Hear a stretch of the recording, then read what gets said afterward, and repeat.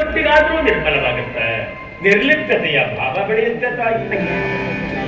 ಇಲ್ಲಿವರೆಗೆ ಈ ಮನೆಗೆ ಬಂದು ಹೋಗುವ ಗಂಡಸರ ಬಾಯಿಂದ ಬರೀ ಸ್ವಂಟದ ಕೆಳಗಿನ ಅಸಹ್ಯಕರವಾದ ಮಾತುಗಳನ್ನು ಕೇಳಿದೆ ಈ ನನ್ನ ಕಿವಿಗಳಿಗೆ. ಇವತ್ತು ನೀವು ಆಡುತ್ತಿರುವ ಮಾತುಗಳು ಬಂಗಾರದ ಗಿಂಡಿಯಲ್ಲಿ ಜೇನುತುಪ್ಪ ಸವಿದಷ್ಟು ಆನಂದವಾಗ್ತಾ ಇದೆ. ನಿಮ್ಮ ಮಾತುಗಳನ್ನು ಕೇಳ್ತಾ ಇದ್ರಿ ಇನ್ನು ಕೇಳಬೇಕು ಕೇಳಬೇಕು ಅನ್ನೋ ಹಂಬಲ ಹೆಚ್ಚಾಗ್ತಾ ಇದೆ. ಯಾಕೆ ಹೀಗಾಗ್ತಾ ಇದೆ?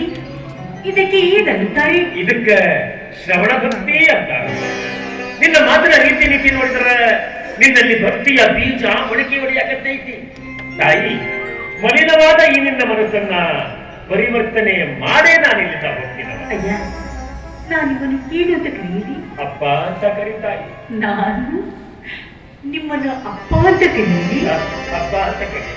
ಇಲ್ಲಿವರೆಗೂ ಈ ಮನೆಯಲ್ಲಿ ಅಪ್ಪ ಅಮ್ಮ ಅಕ್ಕ ತಂಗಿ ಇವ್ಯಾವ ಶಬ್ದ ನನ್ನ ಬಾಯಿಂದ ಬಂದೇ ಇಲ್ಲ. ಇಂದು ಮೊದಲನೇ ಬಾರಿ ನನ್ನ ಮನೆಗೆ ಬಂದ ಒಬ್ಬ ಮಹಾನುಭಾವನಿಗೆ ಬಾಯಿ ತುಂಬಾ ಅಪ್ಪ ಅಂತ ಕರೀತಾ ಇದ್ದೇನೆ. ಅಪ್ಪ, ನಾವು ಈ ವೇಷವೃತ್ತಿ ಮಾಡದೇ ಇರುವುದು ತಪ್ಪೇ? ಬಹಳ ದೊಡ್ಡ ತಪ್ಪು ತಾಯಿ. ಹಾಗಾದ್ರೆ ಆದಿ ಕಾಲದಿಂದ ಈಗಿನ ಕಾಲದವರೆಗೂ ವೇಷರಿದ್ದಾರೆ, ವೇಷವೃತ್ತಿನೂ ಇದೆ.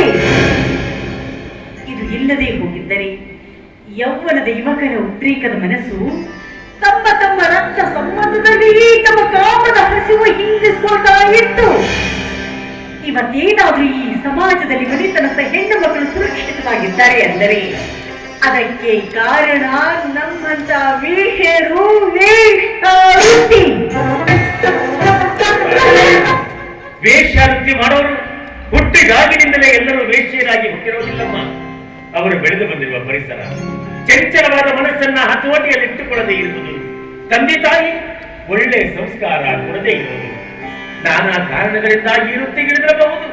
ಆದ್ರೆ ಗಂಡಿಗೆ 21, ಹೆಣ್ಣಿಗೆ 18 ವರ್ಷ ತುಂಬುವಷ್ಟರಲ್ಲಿ ಮದುವೆ ಮಾಡಿದ್ರೆ ಯಾವ ಯುವಕರು ಅಡ್ಡ ಹಾದಿಗೆ ಬೀಳಂಗಿಲ್ಲ, ಯಾವ ಯುವತಿಯ ಮೇಲೂ ಶೋಷಣೆ ಆಗಂಗಿಲ್ಲ ಅನ್ನೋದು ನನ್ನ ಭಾವನೆ ತಾಯಿ.